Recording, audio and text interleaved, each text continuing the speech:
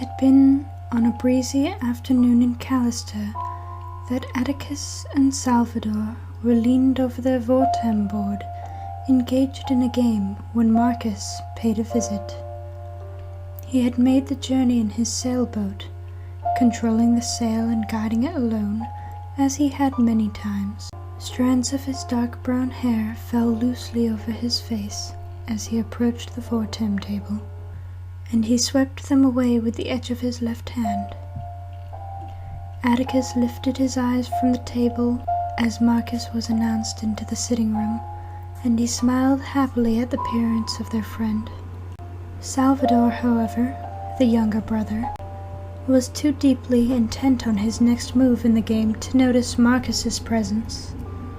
His brow was furrowed, and his hand was clutched over his mouth in deep concentration, as his coal-black hair hung about his face limply. Marcus chuckled as he stood to the side. He had seen Salvador in this state many times before. The room was silent for a few moments more before Salvador made up his mind to move one of the pieces. But when his hesitant hand had released the piece, Marcus and Atticus chuckled to one another. Re-examining the board with an emotion somewhere between confusion and frustration, Salvador realized his mistake and tossed his hands into the air with a growl. Atticus chuckled to himself before claiming the gold piece from Salvador's side of the board, rising from his seat once again. Marcus gave Salvador a firm pat on the back, encouraging him to try again tomorrow. Salvador, being extremely aggravated with himself, glared at Marcus with an unsporting annoyance. But Atticus was all too accustomed to this glare on his little brother's face, as he had seen it every night since he had taught his brother to play the game. He also knew that his brother's foul mood would dissipate as soon as they reached the docks. As though following his friend's same train of thought, Marcus turned about on his heels and bid his friends to come join him for an evening sail. Salvador trudged along behind the two as he muttered, shaking his head and cursing his oversight as he pulled the hood of his cloak up over his head. It was a bit of a walk to the docks, but the three of them had familiarized themselves with taking longer routes in hopes of not being spotted on the way.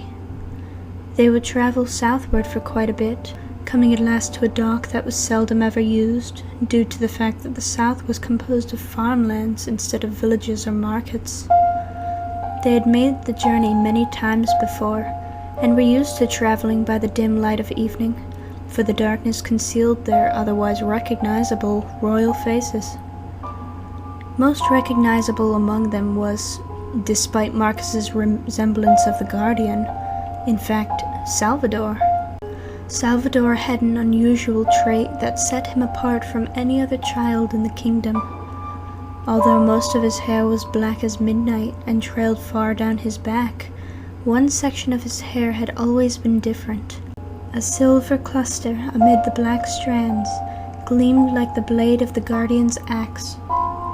The king and queen were amazed at the sight of their son's strands of silver hair, and considered it to be a blessing from the goddess. However, Atticus and Marcus found the silver hair to be more of a curse than a blessing, for even in the faint light of the evening, Salvador's silver hair would gleam and betray his identity. For that reason, whenever they would venture out to the southern docks in the evening, they forced Salvador to wear a hooded cloak over his head that would conceal his hair. Salvador never argued with his older brother or his noble friend about wearing the cloak, perhaps because he was too worried that they would leave him behind in Calister if he did not agree. And although Marcus would never consider leaving Salvador behind, Atticus often grew weary of his younger brother's presence. But despite any harsh feelings they felt toward one another in Calister, once they would cast off in Marcus's little sailboat, all of their hostility vanished and was replaced by an overwhelming thrill of adventure. Though never traveling far from shore, the two brothers and their friend found no greater joy than their little voyages out to sea. And once they were far enough from shore that Salvador could remove his hood, he always drew it back to reveal a glimmering smile across his face. True, Atticus and Salvador never had much chance to enjoy freedom, aside from their journeys with Marcus, but they were sure that there would be nothing that could compare to the happiness they shared there. On that particular day, their sailboat had drifted quite a bit further from the shore than usual. The darkness was heavy upon the face of the rippling tide, and the moonlight overhead shone hazily through the thick clouds. The blackness of night had always been a terrifying thing for the goddess's people, for during its time of night, the evil presence is allowed to roam freely from the caves of Rekos, and without the light of the goddess to protect them, surely even out to sea, the three princes were threatened by the wicked power of the presence of the Dark Lord. But it was not the princes that Devane had been stalking that evening. No, instead he had sent many of his followers to the castle of Calister. They stormed the castle halls, and while the young heirs were out to sea and blissfully unaware of the danger, the exiles had invaded Atticus and Salvador's home. The good queen of Calister, Atticus and Salvador's mother, was the first victim on that night. Her screams rang out through the castle as the men with the black seal upon their faces swarmed into the chamber. Second to fall at the hands of the exiles was the king. Atticus, Salvador, and Marcus, still out to sea, had no knowledge of this tragedy until the thick clouds overhead parted and a ray of moonlight fell upon them. Though they had never before heard the voice of the goddess, they had worshipped her from their early youth and knew of her power and her goodness. When the clouds parted and the moonlight fell upon them, a glorious voice rang out, a gentle but troubled voice, ordering them to return to Calister immediately. The three boys were awed by the goddess's voice, but they obeyed her, for they could hear the heavy sorrow in her voice. Marcus, though as confused as his two companions, felt as though he had made some terrible mistake in persuading the two of them to steal away to the docks during the night. But later, he would learn that this alone had saved the two princes' lives from the hands of the exiles. When at last they reached the docks, they ran as quickly as their legs would carry them back toward the castle of Calister.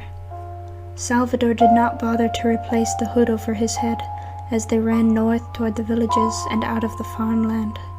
When they had reached the castle, the guards rushed them inside with tear-filled eyes and thanked the goddess that they were unharmed.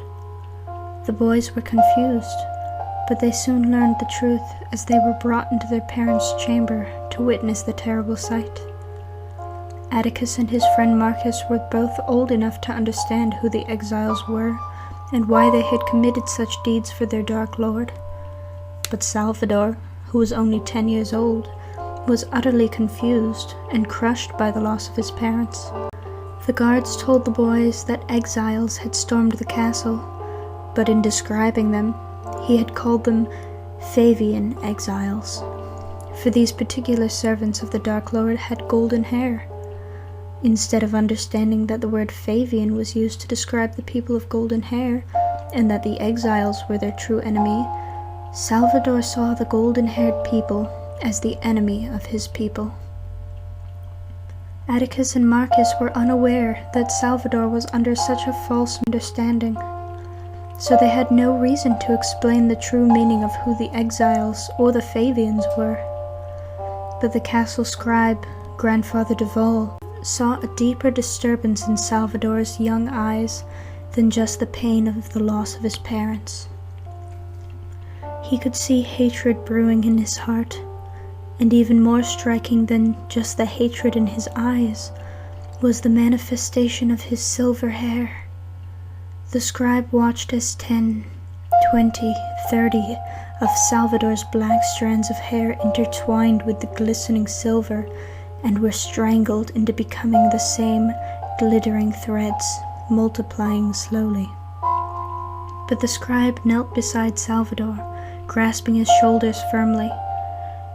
The silver hairs ceased to spread over his head, and the resulting effect was only slight.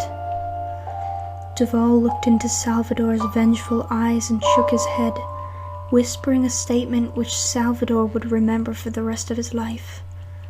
"Guard your heart, young prince. The silver will show your heart's weakness."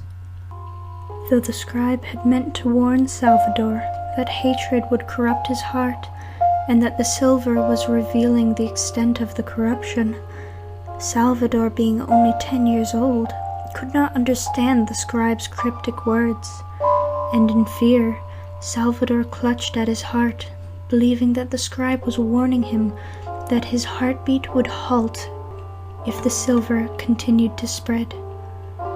But despite his confusion, Salvador clung to the words and nodded his head to Duval, who believed that the boy had understood.